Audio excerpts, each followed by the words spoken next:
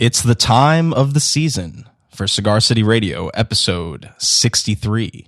I'm your host, Randy Ojeda, and making the magic happen, a man who hasn't showered in a certain amount of days, Mr. Jason Solanas. Hey, Randy, do you think that there are any scientists out there right now working on the brown note? Probably. Do you think there's been any success and they're just scared of showing it to the public? Probably scared. If you enjoy this podcast, you can find it on Spotify, Apple Music, Stitcher, and our website, cigarcitymanagement.com/podcasts. You can also follow us on our social media accounts at Cigar City Radio on Instagram, Twitter, and Facebook. Our guest on this episode is the legendary British rock band The Zombies, who were in town performing their album Odyssey and Oracle from beginning to end, which is pretty incredible. We got to sit down with them and chat for a little bit. Unfortunately, over the past week, we got the news that longtime bassist for the Zombies, Jim Rodford, passed away. And it's definitely a bummer for everybody in the Zombies family, which we learned is really pretty close-knit family. So Jim was one of the first people we saw when we got to the venue. He was outside signing autographs and doing his thing. So it's very cool to see at least he went all the way to the end being a zombie. So it's just so sad because I always see him next to Colin in the middle of Colin and Rod, and it's just gonna be it's just so sad for me as a Zombies fan and as a Kinks fan too, because he played bass for the Kinks. And rest in peace, Jim. Send the best to his family. Yeah, for sure. And the rest of the Zombies family, I'm sure it's tough for all of them. But back to this interview. So Kasha, you had told us when we first started working with you that you were a big Zombies fan and a little bit of a Zombies stalker, if you will. Is that safe to say? A little bit. A little bit. But you proved this when we went to do the interview and you knew everybody. It was like you were saying, you were saying hello to all the members of the band and the road crew and the management team and so you really do love the Zombies. Yes, I love them. And, I started following them 4 years ago on following the shows. So it's cool to get to, personally know them, and you kind of talk to them like a regular person, Yeah. Well, they're really it really did feel like a family thing when we were there. Especially, probably because we were hanging out in the the food area, so everybody was eating and very, very casual. But it was cool to see your interactions with the Zombies. Yes. Well, and it's also first time for me to be behind the stage like that, backstage and stuff like that. Yeah. So I was kind of freaking out and having a fangirl moment. Yeah, but a little bit. Staying calm at the same time, trying to. On this interview, we had Chris White and Hugh Grundy, who are original members of the Zombies. We talk about that a little bit on the episode. But after the interview, Kasha got to sit down with Colin. Yes. Had a nice little chat, nice little heart to heart. An old friend of mine, yes. Yeah, I know. He was talking about how you guys talk on Facebook and stuff like that. Always message him. Yeah, I'm sure he loves it. I thought that was so cool. So Kasha truly is a Zombies fangirl and fangirled hard over this interview. So it's perfect timing for you to start working with us because the Zombies came to town right then. Did you plan that? Were you like, I need to get on this I scheduled it. Yeah, I was on top of it. Yep. Good call. Good call. So here it is, episode number 63.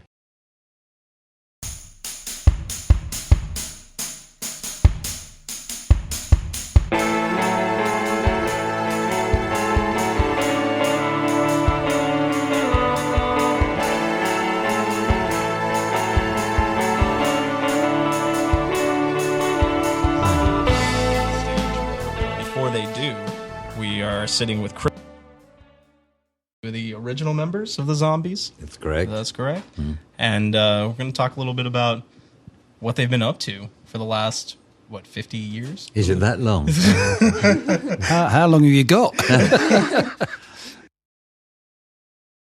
Well, the shorter of the story, rather, is the fact is that we did this album in 1967. Yes, because it's the 50th anniversary of its actual release this year. Well, 18, I suppose, it's released. And when we finished it, it didn't get a good reaction, and our money had started to dry up. So we split the Zombies. We still all remained friends. Rod and I went on to produce Argent and Colin Blunstone's first 3 albums. And then 50 years later, all of a sudden, this album has got great credence, especially with young people. So we said, well, on the 40th anniversary, we never, ever performed it. So we're now back again performing it in its 50th anniversary. So, of course, for those listeners, the album we're referring to is Odyssey and Oracle. Correct, which is indeed. The seminal, 1968 release? So we're now... Correct. So it's It is exactly 50 years. Oh, it's not Correct. like 51 and you're just saying it's 50 No, years. it's No, we're not 50. It Frank is exactly Sinatra. 50. And most people know, obviously the big hit, Time of the Season. From Yes. that Right, record. yes. But, Correct. So back to what you were saying. The album wasn't well received at the time. Well, it just didn't sell. And then about 8 months or even longer later, they put Time of the Season out. And it started being a hit. And we were all doing different things. So did they just put it out as just like a last-ditch Yeah. single? From the album, yes. It started growing in a small part of the States called Boise, Idaho. And I always seem to remember that name because I'm that's... going to Boise in like 2 months. That's Oh, so are you ironic. now? Well, say hello to Boise then. The radio DJ there started playing it, and I don't know, it just got bigger and bigger reaction. And the DJs in the neighbouring vicinities kept liking what they heard, so they started playing it, and it was a bit like a fire growing, and till it became number 1. Yeah. And we weren't in existence, so several fake groups started appearing, including one that had 2 members of ZZ Top in. Really? They were fake zombies? Yeah. ZZ Topping. ZZ Top in. I like that on my strawberries. Yeah. So that's amazing. Your biggest hit comes out after the band's already... Yes. Yes. So what the hell is that about? Good, that's a very good question. I mean, by then we Fortunes of were Life. all, Fortunes of Life. We were all doing other things because Chris, as he says, was off producing and writing with Argent. I, at that point, had, let's say, disillusioned a wee bit about the music business, but I did end up in CBS Records for 5 or 6 years as an A&R man. Thoroughly enjoyed that. And then left that and just sort of did various things. But I've always played. That's the only slight difference between Chris and me. He didn't play anymore, but I did. And I kept on playing and have done to this day. So it's kept my, as drummers say, kept my chops up. Yeah. And I never understood what that meant, but there you go. You should stop eating chops. I should stop eating chops. Yeah. You have a band called the Geckos, correct? Yeah. I do indeed. Gosh, the news travels fast. Yes, I do. And that is, I'm fortunate to live in a place called Minorca, which is one of the Balearic Islands in the Mediterranean. And my wife and I moved there some 5 or 6 years ago, and we became friends with some people over there. And they were musicians, and I think, as they tell me, I inspired them to start writing songs and getting together and doing some live playing. And that's exactly what we do. And we have some live gigs that we play, and of course we have some recorded brand new songs, which is really rather nice. We're working on it now, and we'll have them released a bit later on this year. So that's awesome. So that's another current project that you work on. It's a current project, and funnily enough, it is lovely because it is so similar in so many ways. It being a family thing, like the Zombies, still friends. Geckos are friends. We're more than just a band. We go out socially and go and see other bands and so on and so forth. So that's great. Yeah. So you mentioned that, you both mentioned that a couple times, that after the record, even after the Zombies broke up, you were still friends. Yeah. It's a very big family thing. When we recently, Hugh's daughter took the photographs. My wife, who sings on stage with us, did the illustrations in the book, and they are projected behind us during the Odyssey and Oracle section. Wow. And it's very big family. I mean, we know it, we're very rare for a 60s band because we still like each other. Yeah, it's amazing that you know somebody for that long. And still like Indeed. I mean, we all travel in the same vehicle. We'll go on the same plane. We'll stay in the same hotel. All of which I say are so many things that so many other bands don't do. Sure. And as Rod says on stage, the jokes are the same, but we forget the punchlines. That's hilarious. Touring back in the 60s and touring now. The sound system. Air conditioning. You both jumped to the same. Sorry, we did. So sound system and air conditioning. Well, yeah, that was the first thing that sprung to mind. In the vehicles that we're travelling in, for example, the hotels we're staying at, even the gigs we're playing at, are all nicely air conditioned and one thing another. That's That wasn't the case in the 60s. And no more wild nights, right? No, I'm not so sure they were quite so wild then. No, they weren't. It's the No, case we of travelled. do we remember it? But yeah, we do remember it. So maybe we weren't in the 60s, but of course we were. And of course, we travelled with the Dick Clark tour all over the place, and then with the Searchers. didn't We did indeed. Yes. And then the first gig we did abroad was Murray the K's Brooklyn Fox in Christmas 1964.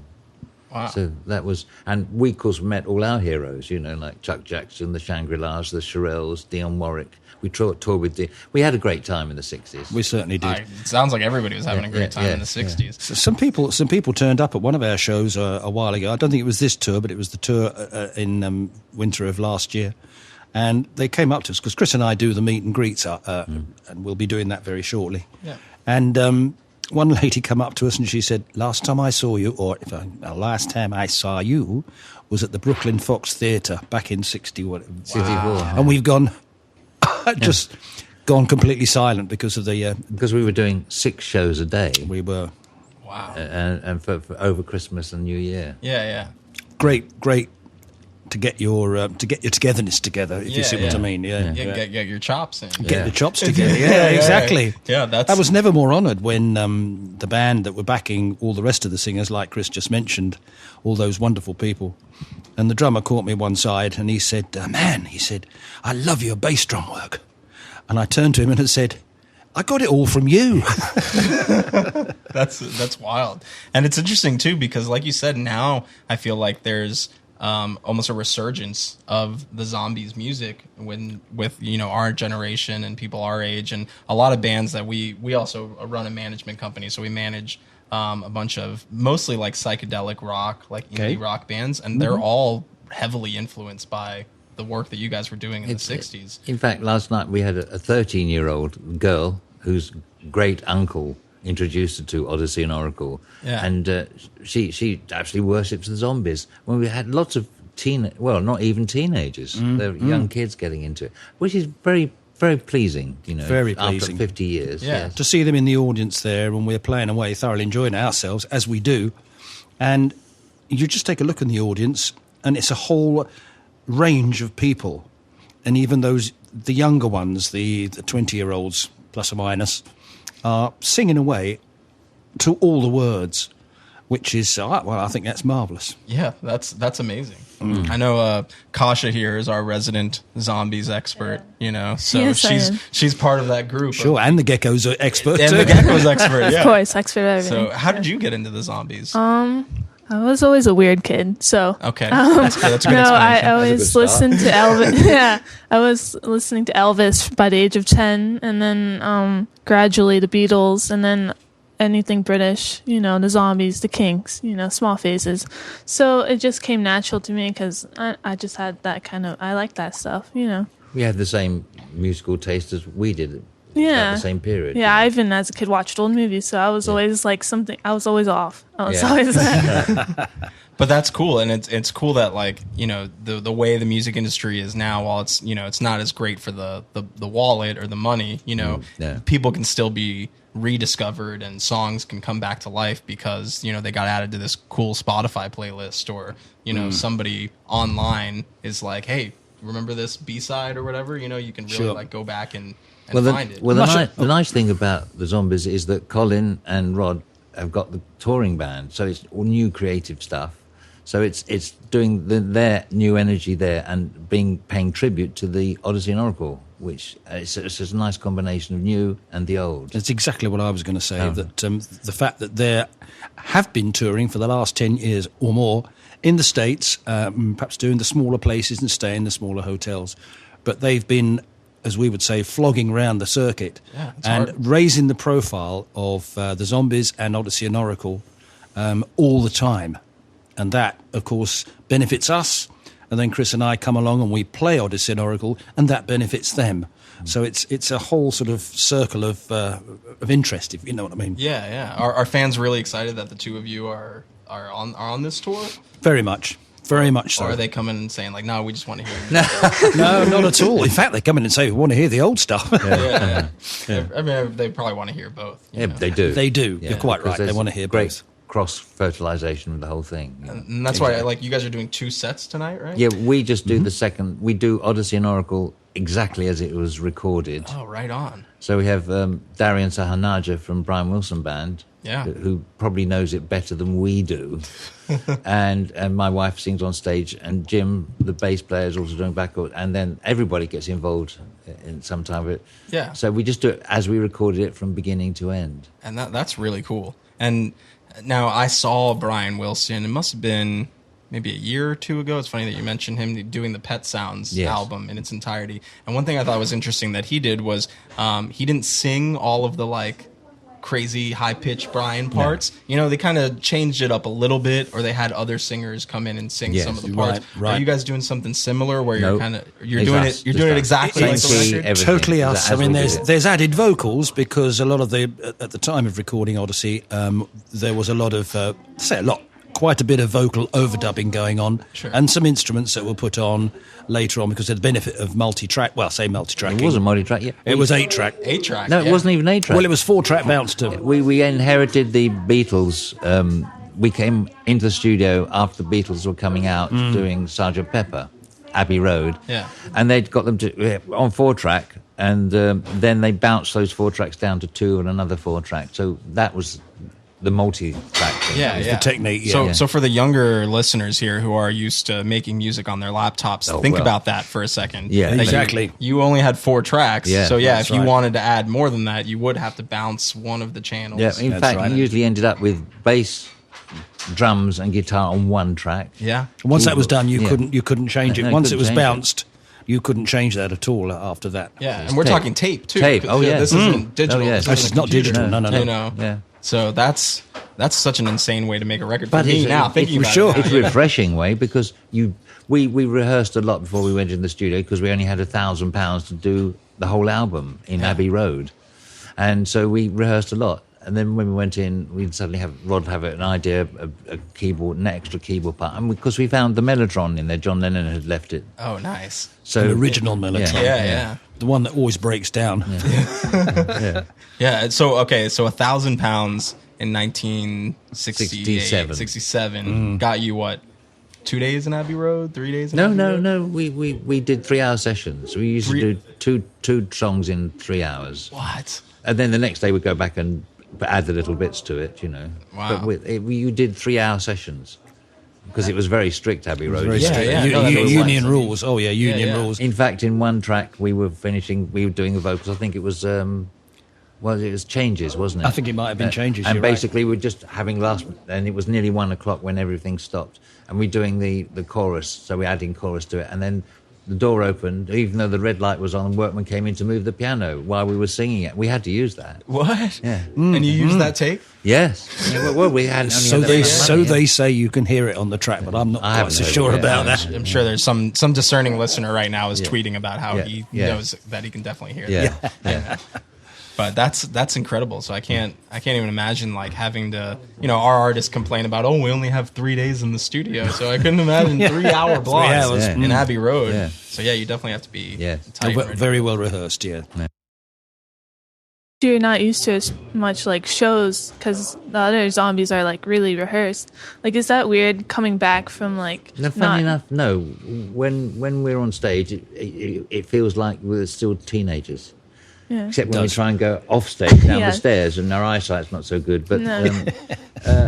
I've still been involved in producing and recording and writing. You see, so Yeah. it's just getting rehearsed again. You know. Yeah.